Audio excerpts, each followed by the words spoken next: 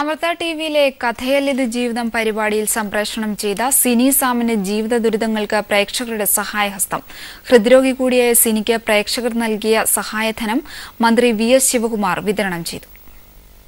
ജീവിത ദുരിതങ്ങളിൽപ്പെടുന്നവർക്ക് കൈത്താങ്ങാണ് കഥയില്ലത് ജീവിതം.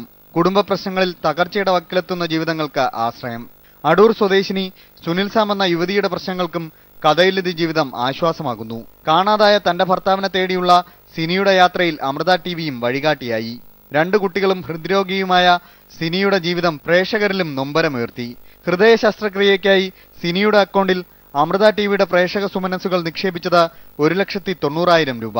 അമൃത ടിവിയിലേക്ക് അയച്ചു തന്നത് 90,776 രൂപ. തിരുവനന്തപുരത്തെ സ്വകാര്യ ആശുപത്രിയിൽ ശസ്ത്രക്രിയയും വിജയകരമായി നടന്നു. ഭാവി ജീവിതത്തിന് കൈത്താങ്ങായി പ്രേക്ഷകരുടെ 2.5 ലക്ഷത്തിലധികം രൂപയുടെ സഹായവും. സിനിക്ക് സഹായ വിതരണം നൽകിയ മന്ത്രി വി.എസ്. ശിവകുമാറിന്റെ വാക്കുകൾ കഥയില്ലത് ജീവിതത്തിനുള്ള അംഗീകാരവും.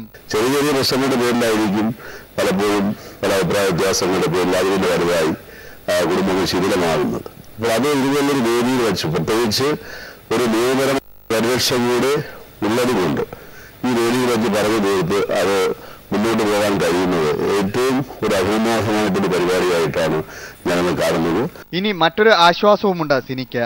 വർഷങ്ങൾക്ക് മുമ്പ് കാണാതായ ഭർത്താവിനെ അമൃത ടിവിയുടെ പ്രേക്ഷകർ കണ്ടെത്തി. സിനിയുടെ ജീവിതകഥ അമൃത ടിവിയിൽ കണ്ട പ്രേക്ഷകരാണ് ഭർത്താവ് സാംസണിനെയും ഒപ്പം കാണാതായ സിജി എന്ന സ്ത്രീയെയും തിരിച്ചറിഞ്ഞത്. ചെന്നൈയിലായിരുന്ന സാംസണും സിജിയും അമൃത ടിവിയുടെ സ്റ്റുഡിയോയിൽ എത്തിക്കഴിഞ്ഞു. സിനിയുടെ ജീവിത പ്രശ്നങ്ങൾക്ക് കൂടുതൽ ആശ്വാസമെത്തിക്കാനുള്ള ശ്രമത്തിലാണ് കഥയില്ലത് ജീവിതം. അമൃത ന്യൂസ്, തിരുവനന്തപുരം.